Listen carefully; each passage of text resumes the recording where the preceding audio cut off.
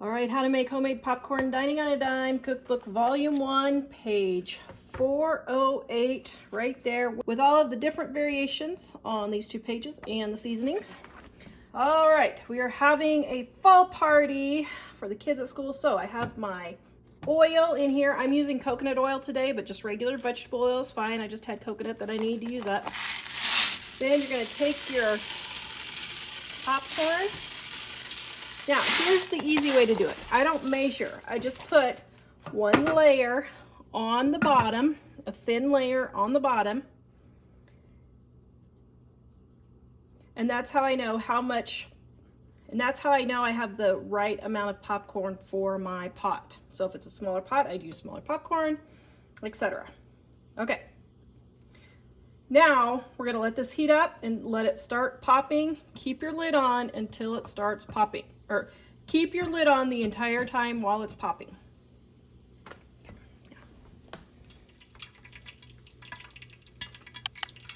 Now you want your heat on medium high. I do number 6 on my oven, but just whichever pan works for you, or just whichever temperature works for you.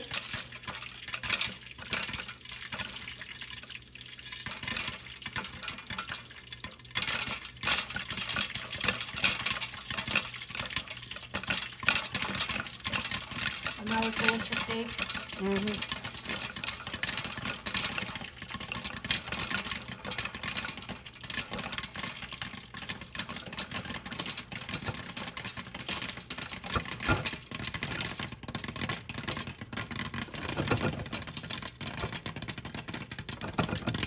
Now, when it starts getting to the top, I turn the heat off and let the residual heat finish so it doesn't burn.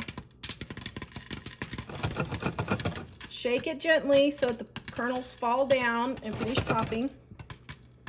Then listen for it to stop popping, and you're done. Then I'm gonna pour it into my super gigantic bowl, and there you have perfectly popped corn. I'm making caramel corn and regular corn, so I'm gonna go keep making more popcorn to fill up my bowls. That looks delicious, Dave.